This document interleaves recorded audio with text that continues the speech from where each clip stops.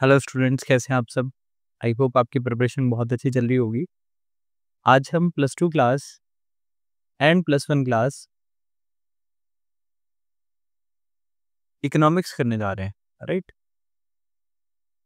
मैंने दोनों क्लासेस क्यों लिखी है, क्योंकि सम स्टेट बोर्ड्स में जो माइक्रो इकोनॉमिक्स है वो आती है +1 क्लास में एंड सम स्टेट बोर्ड्स में +2 क्लास में। जैसे सीबीएसई में +1 क्लास में आती है माइक्रो इकोनॉमिक्स में ये वाला topic, right, in CBSE, right. But HP boards में ये टॉपिक +2 क्लास में देखने को मिलता है, ठीक है। तो आइए समझते हैं। आज हम करेंगे पीपीसी के फीचर्स अच्छे से एंड देयर आफ्टर पूरी एक्सप्लेनेशन की पीपीसी होता क्या है, ठीक है, किस तरीके से पीपीसी बनाया जाता है, फीचर्स क्या हैं और ग्रोथ और चेंज इन टेक्निक किस तरीके से ये मेजर करता है, राइट। तो पीपीसी इज व्हाट?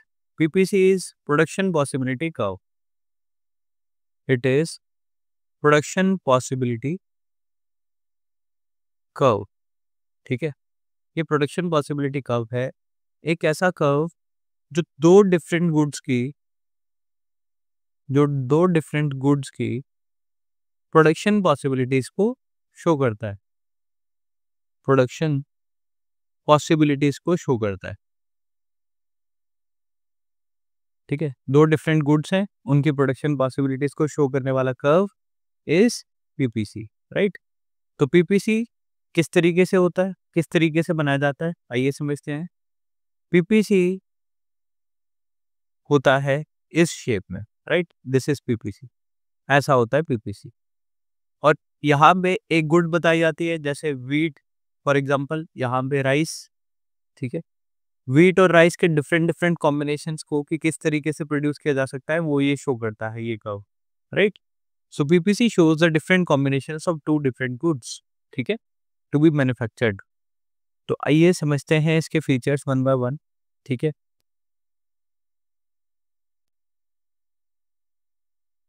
तो ये होता है हमारा पीपीसी, ठीक है। यहाँ पे रख लेते हैं वीट एंड यहाँ पे रख लेते हैं rice.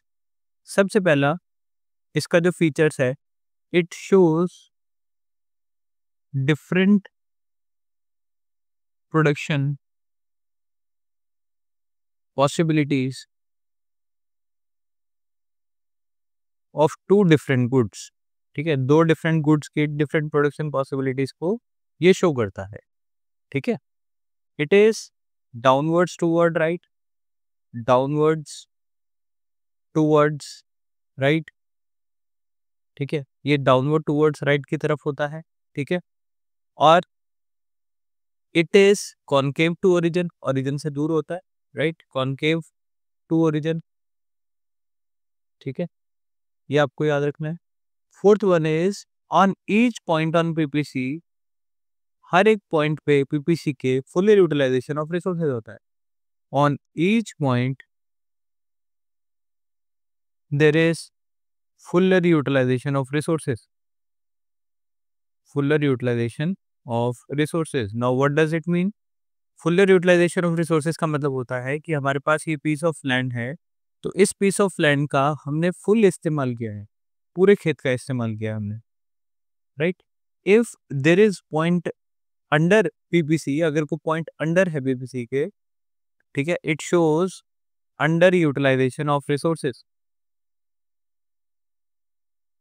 Under utilisation of resources,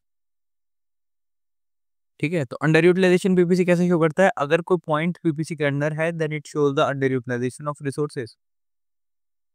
अगर कोई पॉइंट बाहर है तो it shows over utilisation of resources, over utilisation of resources, ठीक है। अगर कोई पॉइंट बाहर है it shows over utilisation of resources, right.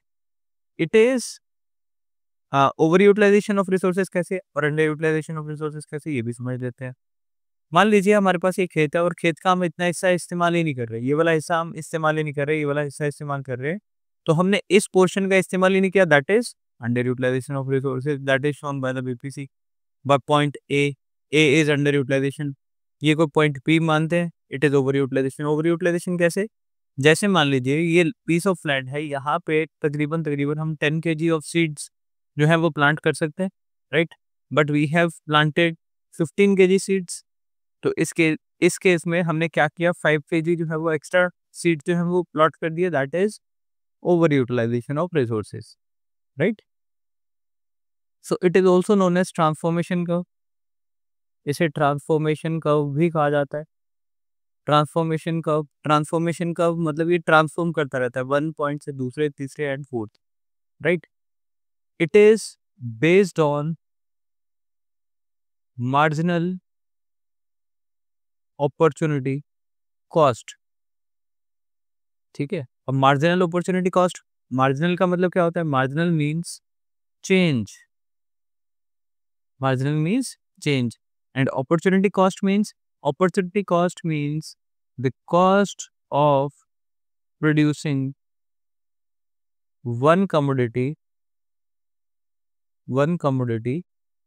in terms of other. It means कि हम एक चीज को उगाने के लिए दूसरी चीज का त्याग कर रहे हैं, that is opportunity cost, right? जैसे ये हमारे पास कर्व है, ठीक है, हमने इस लेवल पे प्रोडक्शन कर रहे हैं, इट मीन्स हमने वीट पूरे खेत में उगा रहे हैं और राइस उगाए नहीं रहे, ठीक है? नेक्स्ट पॉइंट पे हम वीट कम कर दी और राइस उगानी शुरू कर दी, राइट?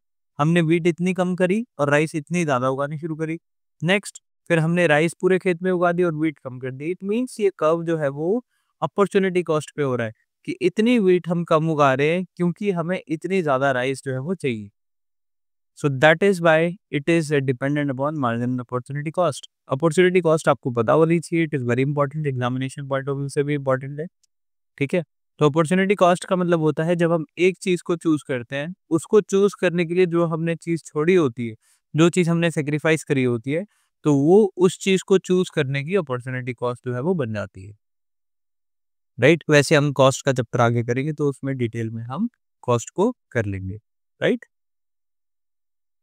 तो आइए चलते हैं नेक्स्ट चीज के ऊपर, दैट इज पीपीसी किस तरीके से ग्रोथ